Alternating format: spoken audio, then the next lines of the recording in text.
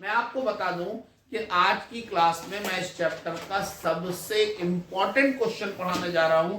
मतलब अगर कोई मुझसे पूछे कि सर आप विलियन चैप्टर में से कोई एक क्वेश्चन बस बता दो जो सबसे अच्छा हो, तो मैं कहूंगा राउल्ट का नियम। जो राउल्ट का नियम है ये पूरे विलियन चैप्टर का सबसे इंपॉर्टेंट क्वेश्चन है। आप देखेंगे कि अभी आपके जब टेस्ट वगैरह होंगे या आपके छमाही एग्जाम होंगे या किसी भी तरीके के एग्जाम होंगे, आप देखेंगे हर एग्जाम में ये क्वेश्चन जो है हमेशा कॉमन रहेगा, हर जगह आएगा। तो चलिए हम लोग आज स्टार्ट करते हैं। क्या? राउल्ट का नियम। समझा ना? तो राउल्ट के नियम के बारे में मैं आपको बताने जा रहा हूं। तो पहले मैं हेडिंग डाल रहा हूं यहां पर राउल्ट का नियम। पेन एक्सचेंज करते हैं क्योंकि इस मार्कर में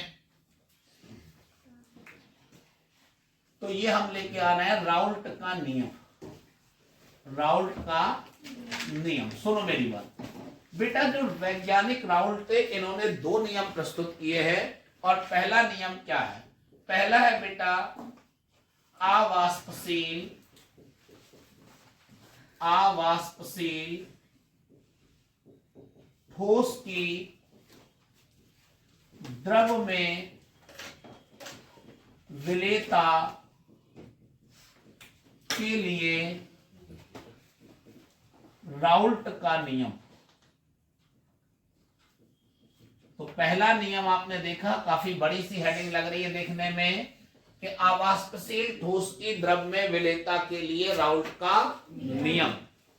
और दूसरा बेटा क्या कहलाता है? दूसरा भी देख लें कि दो वाष्पशील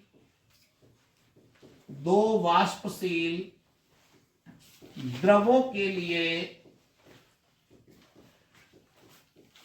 राउल्ट का नियम।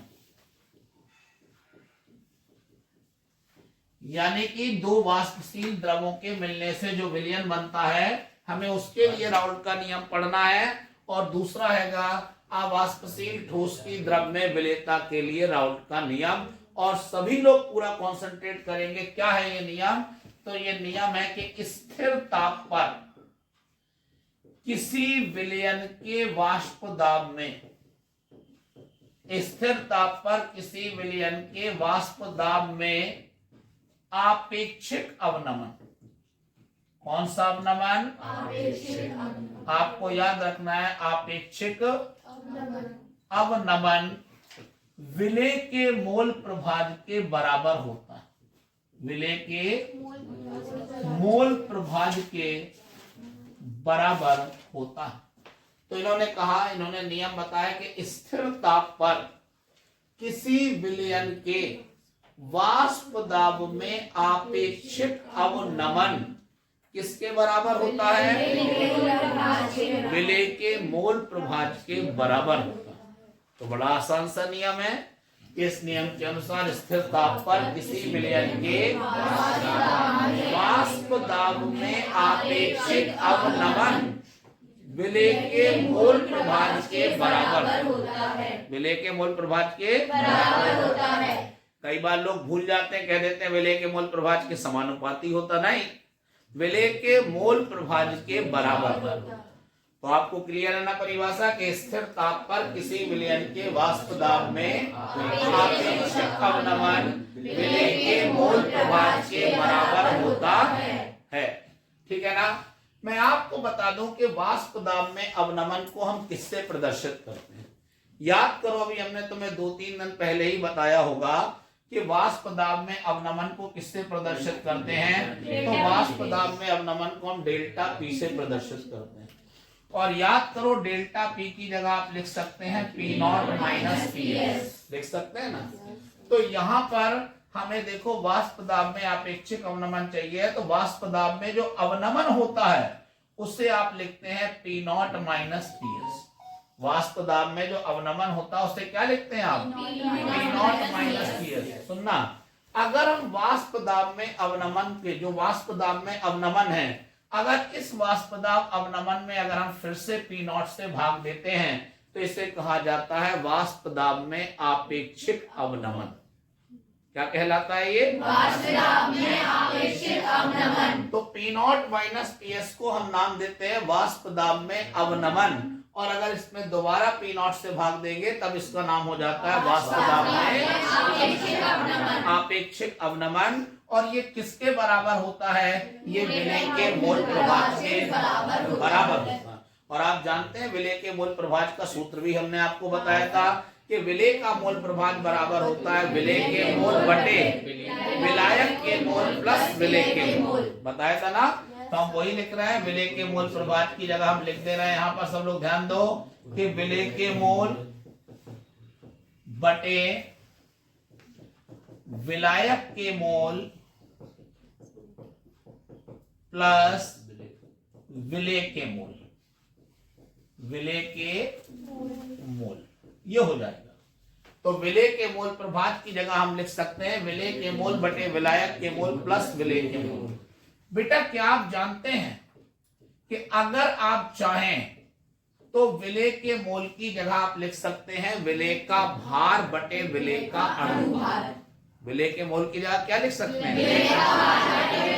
विलेय का भार बटे विलेय का अणुभार। इसी प्रकार से विलायक के मोल की जगह आप लिख सकते हैं विलायक का भार बटे विलायक का अणुभार। ठीक है ना? तो हमने वही काम किया कि विलेय के मोल की जगह हमने लिख दिया विलेय का भार बटे विलेय का अणुभार। और बेटा आप देख सकते हैं कि विलायक के मोल की जगह हमने लिखा विलायक का भार बटे विलायक का अणुभार प्लस, फिर से देखो विलेय के मोल आ गए, तो विलेय के मोल की जगह फिर लिख देंगे विलेय का भार बटे में हो जाएगा क्या? विलेय का अणुभार। समझ में आ गया ना? विलेय का भार बटे विलेय का अणुभार। अब हम मान लेंगे, क्या मानेंगे सुनो जरा। हम मान लेते हैं माना कि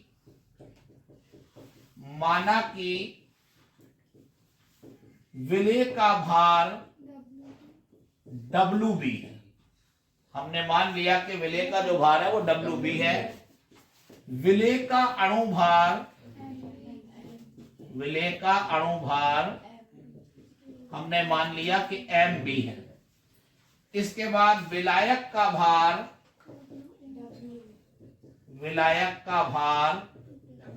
WA है तथा विलायक का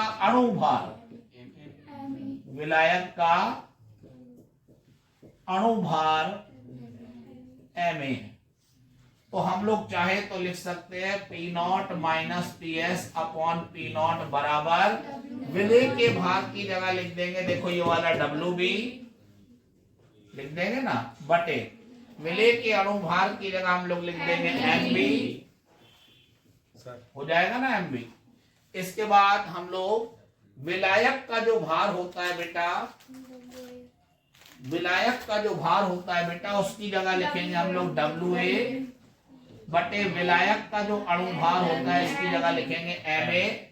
इसके बाद फिर देखो विलेय का भार आ गया, तो विलेय के भार की जगह फिर से लिखना पड़ेगा WB और विलेय के अणुभार की जगह लिखना पड़ेगा हमें MB। समझ में आ रही ना? आगे सुनो, यदि बेटा विलयन तनु हो, यदि विलयन कैसा हो? विलयन तनु हो, तनु माने पतला, तो उस कंडीशन में आप चाहो तो विलायक की तुलना में, ये चीज विलायक है ये चीज विलेय है, तो विलायक की तुलना में बेटा हम लोग विलेय को नगण्य कर सकते। तो अगर विलयन बहुत तनु हो, बहुत पतला हो, तो हम लोग क्या कर सकते हैं कि विलायक की तुलना में जो विलेय पदार्थ है उस विलेय पदार्थ को क्या मान सकते हैं? नगण्य मान सकते हैं। तो हमने इस विलायक की तुलना में विलेय को नगण्य क्यों माना? क्योंकि विलायक की तुलना में विलेय पदार्थ की मात्रा बहुत कम है।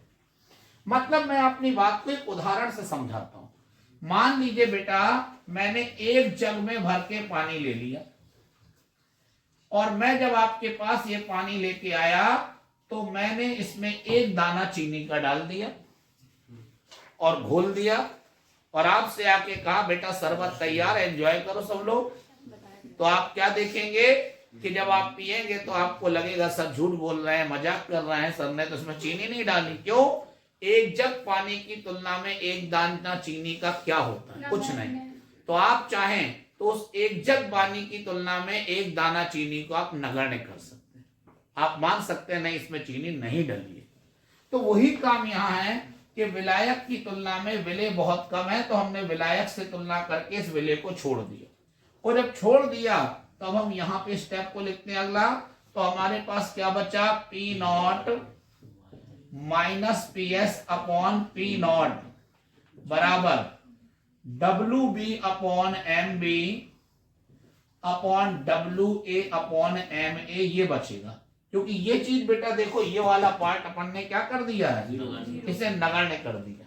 समझ में आ गई ना बेटा? कई बार बच्चे कहते हैं सर आपने इसे तो नगण्य कर दिया, इस वाले विलेय को नगण्य कर दिया, लेकिन ऊपर वाले विलेय को आपने नगण्य क्यों नहीं करा? क्योंकि किसी भी चीज को नगण्य मानने के लिए हमें तुलना की जरूरत पड़ती है। बिना तुलना के आप किसी चीज को नहीं छोड़ सकते हो।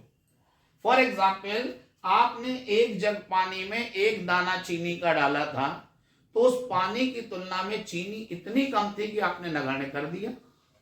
लेकिन अगर आप वही एक दाना चीनी डायरेक्ट मुंह में डाल दोगे, डायरेक्ट जवान पे रख दोगे, तो मिठास आ जाएगी, एक दाने से भी मिठास आ जाएगी।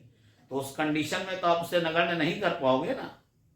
तो नीचे वाले पक्ष में विलायक से तुलना करके विलेय को नगण्य किया, ऊपर वाले में कोई तुलना के लिए मौजूद नहीं है, इसलिए आप इसे नगण्य नहीं कर सकते। बिल्कुल उसी तरीके से कि आप चाहते हैं, आपके पास एक ऐसा ऑप्शन आया, एक ऐसा मार्केट में टीचर आया केमिस्ट्री का जो बहुत बेहतरीन पढ़ाता है, मुझसे भी बहुत ज्यादा अच्छा पढ़ाता है, तब आप मुझे आराम से छोड़ सकते हैं। और अगर मान लीजिए कोई मुझसे अच्छा टीचर नहीं है मार्केट में, तो फिर आप चाह कर भी मुझे नहीं छोड़ पाएंगे। समझ में आ रही ना? तो किसी भी चीज को छोड़ने के लिए हमें एक तुलना चाहिए पड़ती है, एक कंपैरिजन चाहिए पड़ता है ना? बिना तुलना के हम नहीं छोड़ पाते चीजों को। तो वही चीज यहाँ है कि विलायक से तुलना करके हमने क्या करा, विलेय को छोड़ दिया। और जब छोड़ दिया तो अब क्या बचा? सुनो जरा, P naught minus P S upon P naught, ये चीज पलटेगी, बराबर हो जाएगा W B into M A upon M B into, इसे कहते हैं mathematical forms of the Raoult's law. ये कहलाता है राउल्ट के नियम का गणितीय रूप। इसे क्या बोलते हैं? बेटा मैं आपको बता दूं, वैसे तो आईआईटी में या में देखा जाए तो विलियन चैप्टर के न्यूमेरिकल अच्छे खासे आते हैं, लेकिन आईआईटी में सबसे ज्यादा जो न्यूमेरिकल आते हैं विलियन चैप्टर के, वो वाष्पदाब अवनमन से और राउल्ट नियम से संबंधित ही आते हैं सबसे ज्यादा। तो कुल मिलाकर आपको समझ में आ गया होगा कि राउल्ट का नियम क्या है। पहला नियम हमने बताई, हेडिंग क्या है एक बार फिर सुने, अवाष्पशील ठोस की द्रव में विलेयता के लिए राउल्ट का नियम। और नियम क्या बताया था कि स्थिर ताप पर किसी विलयन के वाष्प दाब में आपेक्षिक अवनमन विलेय के मूल प्रभाज के बराबर होता है। ठीक है ना? और मैंने देखा कि विलयन के वाष्प दाब में आपेक्षिक अवनमन बराबर है विलेय के मूल प्रभाज के। हमने बताया था कि वाष्प दाब में अवनमन को आप कहते हैं P naught minus P S. फिर अगर आप इसमें दोबारा पी नॉट से भाग दे देंगे तब इसको बोलने लगते हैं हम लोग वाष्प दाब में आपेक्षिक अवनमन बोलने लगते हैं। और विलेय के मोल प्रभाज की जगह आप लिख सकते हैं विलेय के मोल बटे विलायक के मोल प्लस विलेय। क्या आप जानते हैं हम चाहें तो विलेय के मोल की जगह क्या लिख सकते हैं, विलेय का भार बटे विलेय का अणुभार। और विलायक के मोल की जगह लिख सकते हैं विलायक का भार बटे विलायक का अणुभार। इसी तरीके से विलेय के मोल की जगह विलेय का भार बटे विलेय का अणुभार। अब हम लोग चाहें तो मान ले रहे हैं, माना कि विलेय का भार WB है, विलेय का अणुभार MB है, विलायक का भार WA है, विलायक का जो भार है वो WA है और विलायक का अणुभार जो है वो MA है। तो हम लोग यहाँ पर लिख सकते हैं P not minus P S upon P naught बराबर विलेय के भार की जगह हमने देखो WB लिखा, विलेय के अणुभार की जगह MB लिखा है ना, और फिर विलायक के भार की जगह देखो WA लिखा, विलायक के अणुभार की जगह MA लिखा, फिर विलेय के भार की जगह WB लिखा, फिर विलेय के अणुभार की जगह। अब हमने बताया कि हमने माना कि अगर विलयन तनु, विलयन कैसा है, तनु, जो तनु विलयन होता है इसका मतलब है कि तनु विलयन में विलेय पदार्थ बहुत कम मात्रा में है। तो अगर विलयन बहुत तनु है तो आप विलायक की तुलना में, ये विलायक है, विलायक की तुलना में विलेय को क्या कर सकते हैं, नगण्य मान सकते हैं, उसे छोड़ सकते हैं। तो हमने तुलना करी और इसे छोड़ दिया, तो इस पक्ष से देखो ये वाली चीज गायब हो गई तुलना करके। अब हमारे पास स्टेप क्या आएगा, P naught minus P S upon P naught बराबर W B upon M B upon W A upon M A, और आपको मालूम ये पलटेगा तो P naught minus P S upon P naught is equal to W B into M A upon M B into W A. इसी को बोलते हैं राउल्ट के नियम का गणितीय रूप। समझे ना, यही क्या कहलाता है, राउल्ट के नियम का गणितीय रूप। तो क्या आपको समझ में आ गया? अब मैं बेटा आपको बताने जा रहा हूं दूसरा नियम, और दूसरा नियम क्या है, दो वाष्पशील द्रवों के लिए राउल्ट का नियम। तो ये नियम क्या है, बड़ा आसान है, सुनो। इस नियम के अनुसार किसी विलयन में उपस्थित घटकों के आंशिक दाब, किसी विलयन में उपस्थित घटकों के आंशिक दाब उनके मोल प्रभाज के समानुपाती होते हैं। वो कह रहे हैं इस नियम के अनुसार किसी विलयन में उपस्थित घटकों के आंशिक दाब उनके मोल प्रभाज के समानुपाती होते हैं। कई बार लोग पूछते हैं सर ये घटक क्या है, तो मैं बता दूं कि विलयन में हमेशा दो घटक होते हैं, एक विलेय होता है और दूसरा विलायक। कोई भी विलयन हो उसमें कम से कम हमेशा दो घटक होते हैं, एक विलेय होता है और दूसरा विलायक। तो हमने वही कराया कि विलयन में उपस्थित घटकों का जो आंशिक दाब है वो उसके मोल प्रभाज के समानुपाती होता है। बेटा मैं आपको मान ले यहाँ पर कुछ मान के बता रहा हूं, क्या मान रहे हैं सब लोग देखेंगे जरा ध्यान से। माना कि विलयन में दो घटक, सब लोग ध्यान देना, ए तथा बी है। हमने मान लिया कि विलयन में दो घटक ए तथा बी हैं। इनके आंशिक दाब, कौन से दाब, आंशिक दाब, आंशिक दाब क्रमशः आपको याद रखना पीए तथा पीबी है, और मोल प्रभाज बेटा क्रमशः, मोल प्रभाज क्रमशः एक्स ए तथा एक्स बी है। जो मोल प्रभाज है वो क्रमशः एक्स ए और एक्स बी है। तो जानते हो हम लोग क्या लिख सकते हैं, हम लोग लिख सकते हैं पी ए समानुपाती एक्स ए, या हम लोग ऐसा भी लिख सकते हैं कि पी बी समानुपाती एक्स बी। क्यों? अरे भाई वो नियम में कह रहा है कि किसी विलयन में उपस्थित घटकों के आंशिक दाब उनके मूल प्रभाज के समानुपाती होते हैं। समझ में आ रही है ना? इसीलिए पी से समानुपाती एक्स से, या हम चाहें तो पी ए बराबर लिख सकते हैं। समानुपाती का निशान हटाते हैं तो याद करो कांस्टेंट, और यहाँ कांस्टेंट आएगा पी ए नॉट। क्या आएगा? P A not. ऐसे ही आप देखें तो यहाँ पर अगर हम समानुपाती का निशान हटाएंगे तो कांस्टेंट आएगा P B naught X B. मैं आपको बता दूं जहां पर पी ए नॉट क्या कहलाता है ये भी देख लो जरा। जहां पी ए नॉट शुद्ध घटक ए का वाष्प दाब, पी ए नॉट क्या है? शुद्ध घटक ए का, और पी बी नॉट क्या है? जहां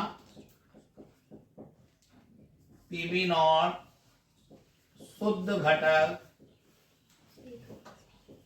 बी का वाष्प दाब, शुद्ध घटक बी का वाष्प दाब। ठीक है ना? क्या आप जानते हैं कि हमारे पास घटक ए का आंशिक दाब है, घटक बी का आंशिक दाब है। हम चाहे तो इन दोनों की सहायता से कुल दाब निकाल सकते हैं। क्या निकाल सकते हैं? कुल दाब। क्या आप जानते हैं कुल दाब P बराबर क्या होता है? जो कुल दाब होता है याद रखना है वो हमेशा आंशिक दाबों के योग के बराबर। तो बेटा हमने बताया कि जो कुल दाब होता है वो क्या होता है? कुल दाब हमेशा आंशिक दाबों के योग के बराबर होता है। और क्या आप जानते हैं कि यहाँ पर आप देखो आंशिक दाब का मान ये दिया जा रहा है, यहाँ देखिए आंशिक दाब का मान बेटा ये दिया जा रहा है पीबी का मान। तो हम चाहें तो इस फॉर्मूले में P बराबर लिख सकते हैं पी ए की जगह हम लोग लिख देंगे PA0XA प्लस, ऐसे ही PB की जगह हम लोग लिख सकते हैं PB0XB।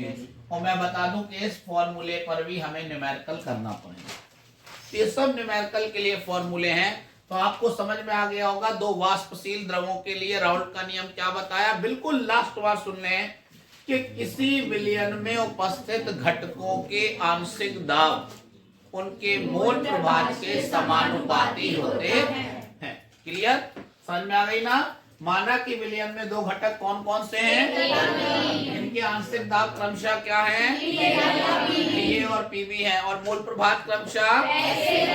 तो इसलिए आपने देखा पीए समानुपाती एक्स से हो जाएगा, समानुपाती का निशान हटाओगे, कांस्टेंट आएगा पीए नॉट को क्या बोलते हैं, शुद्ध घटक ए का वाष्प दाब। और ऐसे ही बेटा पीवी समानुपाती क्या हो जाएगा, तो पीवी बराबर हो जाएगा PB0 XB। यहाँ PB0 क्या कहलाता है, शुद्ध घटक बी का वाष्प दाब। और कुल दाब P बराबर क्या होता है, आंशिक दाबों का योग होता है। तो PA प्लस PV, PA का मान ये था देखो PA0X से ये रख दिया, PV का मान ये था PB0XB ये रख दिया। तो हमें जो फॉर्मूला मिला इस पर हम लोगों को कई सारे अच्छे अच्छे न्यूमेरिकल करना पड़ेंगे। तो आज की क्लास को हम लोग यहीं पर ओवर कर देते हैं, ठीक है ना।